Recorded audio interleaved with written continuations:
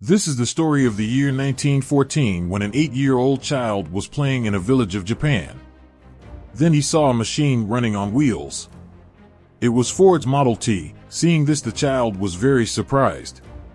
This was the day when the 8-year-old child got interested in vehicles and mechanical parts for the first time. His name was Soichiro Honda, and who knew that in the coming time we will get to see his name on every small and big vehicle. Honda was born in 1906 in a small village near Mount Fuji in Japan. Apart from being a blacksmith, his father also used to do bicycle repair work in part-time.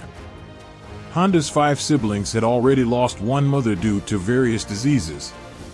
So his parents had a lot of expectations from their child.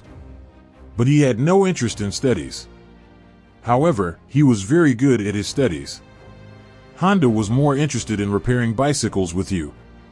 When he turned 16, he saw an advertisement for a service station in Tokyo called 8 A technician was needed. Honda wrote a letter to the company for a service station and was lucky to get a positive reply. This was the time when Honda wanted to leave his home and school to earn money. Honda's dream was shattered when he reached Tokyo on 8th. The owner of the company started making Honda do cleaning work and even put him on babysitting. What could Honda do? On one hand, he had to leave his home and parents, and on the other hand, useless work was being taken from him. He was ashamed to go back to his village because he did not have the courage to face his parents. This was the reason that for the next several years, he was forced to do other jobs. After a while, the owner of 8 asked him to leave his home and parents. Honda also started working as a workshop. Honda was very interested in this work from the beginning. That is why he understood things easily. In a few minutes, he had learned a lot about all types of vehicles and their parts. During this time, Honda also made 2 cars, in which the first car was Honda Dealer and the second was Cordis. Both these cars were made using used engines, and they also achieved the first position in the Japanese Motor Car Championship 1924. Honda was a good mechanic till now, but in this race, he was sitting as an engineer along with the driver. This was the event after which Honda made motor car his religion. For the next several years, he kept working in Honda and kept increasing his experience. In 1928, at the age of 22, his owner decided to open another branch. This branch was to be in Hamamatsu City. To run it, the owner gave Honda the responsibility and sent him there. He started this new branch of 8 cars with 1 worker, and within 2 years he increased it to 30 workers. He had now become a brilliant mechanic and racing driver. Taking advantage of his skills, he designed a BART car for his boss. This car had the power to run at a speed of 120 kilometers per hour, which broke all the old records. This record remained the highest record of Japan for the next 20 years. Honda's importance had grown in the heart of the owner of the 8 He wanted to open his own workshop, but perhaps fate did not approve of this. In 1936, Honda met with a terrible accident during racing. He lost his life in this accident, but his left arm was fractured. His shoulder was dislocated, and he had many wounds on his face. He could see his life ending here. He could neither work as a mechanic nor participate in racing. After many days, when he recovered, he requested the owner of the 8 that he could no longer do this repairing work. Instead, he put forward the idea that why not start a separate company to make spare parts. The owner of the 8 immediately rejected Honda's idea. He was already getting profits, and no one was willing to take a new risk. Honda decided to start a new company to make spare parts. He will open a manufacturing company alone. In 1936, at the age of 30, he along with his friend started a heavy industry and made his friend Kanto its president. They had opened the company, but Honda did not have any investment to run it. He used to work for 8 hours a day, while at night he tried to make engine pistons for his new company. For the next several months he continued with this routine, but he could not get any success. On the contrary, he had become weak by working continuously. One failure after another was blocking his path. Then he took admission in a university to get a degree in metallurgy. In 1939, after 3 years of continuous hard work, he finally succeeded in making a piston. Now he left the industry and started making weight full-time, but he did not know that the pistons made by him would not be able to make any piston. There are still many problems in the piston. He offered his pistons to Toyota, and Toyota rejected 47 out of 50 designs. This news struck Honda like a bolt of lightning because he had no way to return. He started touring the whole of Japan to understand the retirement of different companies. He went to different factories and met the manufacturers. He spent the next few years in understanding the market, and then Honda made the pistons once again. This time these pistons had passed the quality control of all the companies. He started getting orders in large numbers, and once again Honda saw his dreams coming true.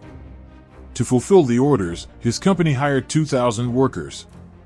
Who knew that Honda's happiness was only for a few minutes?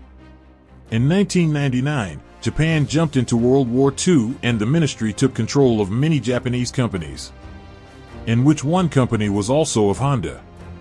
Honda was made the senior managing director of this company after being promoted, and things got worse when the workers of the company were put in military service. The next 3 years passed in very difficult circumstances, but in 1944 an incident happened which completely dashed Honda's hopes. During the war, a missile hit Honda's factory. The situation of the whole country was getting worse. Japan was seen losing the war. Then in 1945 two nuclear attacks happened which completely broke the back of Japan. After this incident, Japan surrendered before the Americans.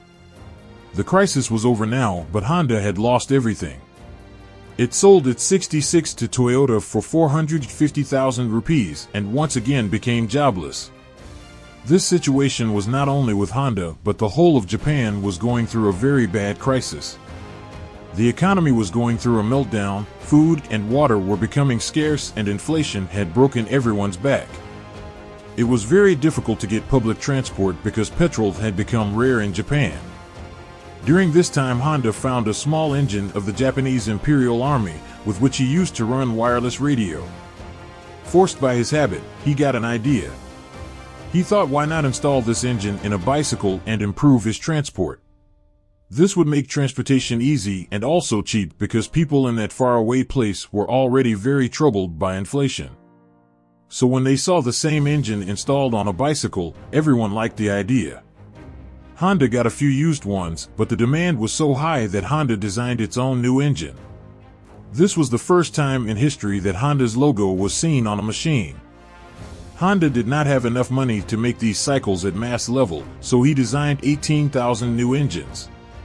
Wrote an open letter to the shopkeepers. People had so much faith in Honda that 3,000 shopkeepers gave him a positive reply and also paid money in advance. Indiana. The next 3 years Honda made a motorcycle, which was launched in the name of Super Cup. After retirement, this model became so successful that in 1958 it surpassed the sales of its Triumph and Harley Davidson in America. Because Honda was very fond of racing, that is why he now decided to make BART bikes. He used to go to different bike races and used to sell the winning bikes. Such BART competitions used to be more than races and a marketing tool for the manufacturing company. In a few years, Honda's first BART bike was launched, which won the first position in the 1962 International Racing Competition. This race made Honda's name famous all over the world. In 1960, Honda had become the world's largest motorcycle manufacturing company, and by 1968 it had sold 1 crore units. After passing 62 years of its life, Honda had finally achieved success, but the dream it had since childhood was yet to be fulfilled. Honda now wanted to go towards car manufacturing as well. Many people even discouraged him from doing so, but he did not listen to anyone. At that time, companies like Toyota and Nissan had already established their business in Japan. It was very difficult to make a new place in the market there. Honda first launched its pickup truck T360, which failed. After that, it launched S500 in India, of which only 1,300 units were sold. After many years of hard work on the bike and rejection of several dozen designs, finally Honda Civic was launched in 1972. This is the vehicle whose new models are famous all over the world till date. In 1980, Honda Motor was the third largest manufacturing company of Japan, and in just 10 years it became the third largest company in the world. Today we find Honda's name on cars, motorcycles, power engines, plane engines, and dozens of power tools. In 1973, the very next year after the launch of Civic, he retired from the company, and then, in August 1991, this journey of his life ended forever. Hope you all will like and share this video.